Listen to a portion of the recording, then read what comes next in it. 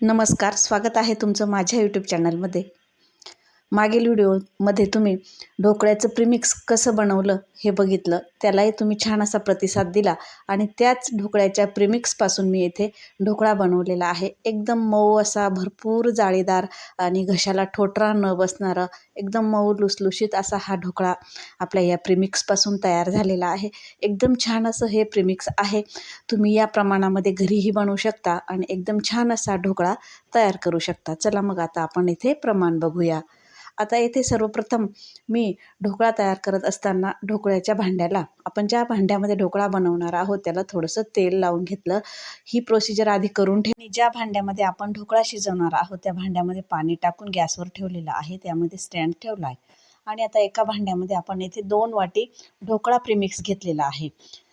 2 वाटी ढोकळ्या प्रीमिक्सला येथे मी पाणी किती वापरते ते बघा. पाण्याचं प्रमाण हे अगदी व्यवस्थित असलं पाहिजे. त्यामध्ये कलर येण्यासाठी चिमूटभर हळद घातली आणि 1 चमचा भरून तेल घातलं. आता हे सर्व घातल्यानंतर यामध्ये आपण पाणी बघूया. हे चांगलं कोरडंच मिक्स करून घ्यायचं आणि नंतर पाणी टाकून घ्यायचं. आता येथे मी अगोदर 1 वाटी भरून पाणी टाकून घेत आहे. येथे मी 2 वाटी प्रीमिक्स घेतलेलं आहे. पहिलं 1 वाटी पाणी टाकलं की चांगलं मिक्स करायचं. ही प्रोसिजरसुद्धा आपल्याला फास्ट करायची आहे आणि त्यानंतर पुन्हा आता 1 वाटी भरून पाणी टाकून घेते. याला 2 वाटी पाणी इथे मला लागलेलं आहे. हे बघा, अशा पद्धतीने लगेच हे पीठ इतकं छान फुलतं. एकदम भरपूर असं दुपटीने पीठ फुलतं. तुम्हाला व्हिडिओमध्ये दिसतच असेल. आणि आता ही प्रोसिजर फास्ट करा आणि लगेच या आपण जे भांड्याला तेल लावून घेतलेलं आहे त्या भांड्यामध्ये हे आपण बॅटर टाकून घेऊया. हे प्रीमिक्स कसं बनवलं याचा व्हिडिओ आधीच अपलोड केलेला आहे, तो तुम्ही बघू शकता. एकदम मऊ आणि जाळीदार ढोकळा तयार होतो. थोडंसं असं भांडं टॅप करून घ्यायचं आणि नंतर लगेच त्या उकळत्या पाण्यामध्ये जो स्टँड ठेवलेला आहे त्यावरती आपण हे भांडं ठेवूया आणि वरती झाकण ठेवून द्यायचं. वाफ आपण बाहेर जाऊ द्यायची नाही. हे बघा, अशा पद्धतीने मी ढोकळा हा झाकून घेतला. आता 25 ते 30 मिनिटानंतर झाकण काढून आपण चेक करूया. हे बघा, इथे मी सुरी टाकून बघितली.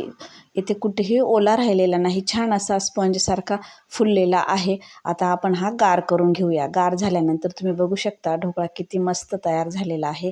आता आपण ढोकळा कट करूया. ढोकळा कट करून घ्यायचा आणि तुम्ही यावरती सुद्धा फोडणी घालू शकता.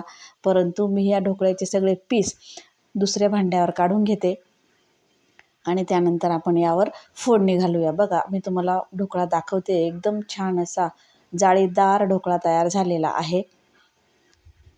आता ढोकळ्यावर टाकण्यासाठी फोडणी तयार करून घेऊया. फोडणी पॅनमध्ये 2 चमचे तेल घालून घेतलं. त्यामध्ये मोहरी, जिरे आणि 1 चमचा तेल टाकून छान असे तडतडेपर्यंत राहू दिले. त्यानंतर हिरवी मिरची, कढीपत्ता सर्व टाकून घेतलं आणि हे एकदम असं गरमागरम आपण ढोकळ्यावर टाकून घेऊया. ढोकळा एकदम मस्त आणि चविष्ट लागतो. हे बघा, बघू शकता तुम्ही, ढोकळा आपला एकदम मस्त तयार झालेला आहे. तुम्हाला जर ह्या ढोकळ्याचं प्रीमिक्स हवं असेल तर तुम्ही कमेंटमध्ये सांगू शकता. हे बघा, तुम्हाला मी इथे तोडून पण दाखवला. एकदम मऊ, जाळीदार आणि घशाला कुठेही ठोठरा न बसणारा एकदम छान असा ढोकळा आपला तयार झालेला आहे. चला मग, रेसिपी आवडली असेल तर लाईक करा, शेअर करा.